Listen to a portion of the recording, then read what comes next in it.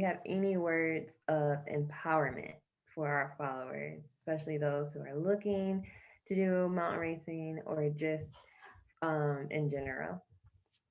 Um, I think just focusing on the positives, like it's a pretty basic thing, but you can get really caught up in what you don't feel good at. But focusing on the positives, and also the fact that if you're a beginner at something, you can kind of make progress a lot quicker than, say 10 years down the line when you're just looking for the marginal gains. So just enjoy being on that really steep part of the learning curve where you can see big improvements straight away, and just kind of embrace the stuff that's not going so well, and know that it's going to improve.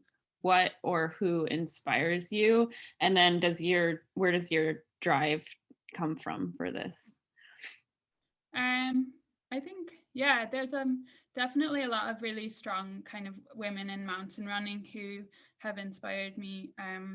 There's a woman here she lives in Scotland. She's called Angela Mudge, and she's won the world championships before, and the Sky Running World Championships.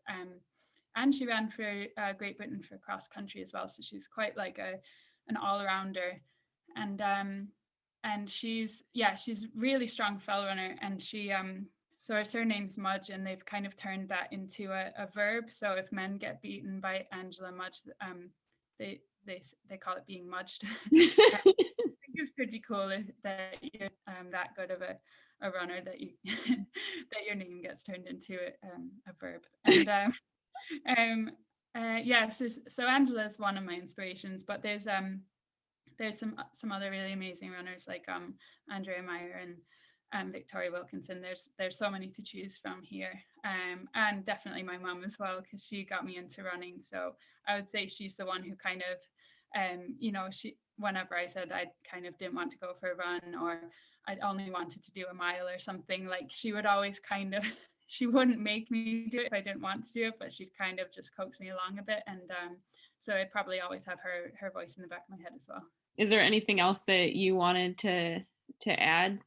Just that I think that confidence can be a big thing, and the more that I kind of chat to other runners, the more I become aware, because I've been running from such a young age. I suppose I've never been self-conscious about just running along a road, and I don't really think about like, oh, what do I look like, or who's noticing me or anything, like, do I look like I've got good running technique? But on the other hand, like in recent years, I've done things like jujitsu and kayaking and stuff that I'm completely crap at, that I would be very like kind of self-conscious about. So sometimes I just try and channel the confidence from one area of my life into another area when I'm just doing something that I'm kind of just making a complete mess of. But I think if you can kind of put a lack of confidence to one side, or just try and borrow it from another area of your life, just till you kind of get going with things, and that can really help. I notice like I'll be focusing on one thing and conquer like at one thing, but then when I try to do something else, there's muscles I've noticed I haven't been training or focusing on, and I'm like, oh, that hurts. Like Yeah. I feel bad. So hammer on the point again to that different workouts can exercise different parts of your body. So it's great to be versatile, and I do imagine that mountain running would allow you to do that. Even if you're not a mountain runner, can take a lot of training tips away from this particular sport. And actually that made me think, Sarah actually also coaches, and I don't know if you specifically coach mountain athletes, but if you wanted to talk a little bit about that. Oh yeah, so I do coach mountain runners, but I coach a full range of runners. I actually enjoy when someone comes along who does road, because it's kind of like the only kind of training that you can do paces for, and I really like numbers side of things. But I coach a complete mix, which is really fun. So like ultra trail, mountain, and then like your standard kind of road and cross country and that sort of thing. So it's definitely something where you can keep learning all the time, and it's really enjoyable.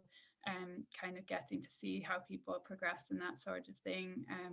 And it's another kind of aspect of my life where I've noticed, you know, how much confidence or just kind of positive kind of feedback loops in your thought processes can really help. So yeah, I think it's definitely reinforced to me that, you know, just kind of staying positive and accepting that things don't always go the way you want them to go and kind of just moving on definitely works in the long run.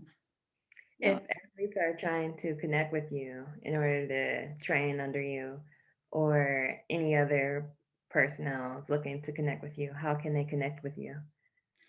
We have a website. It's called Missing Link Coaching.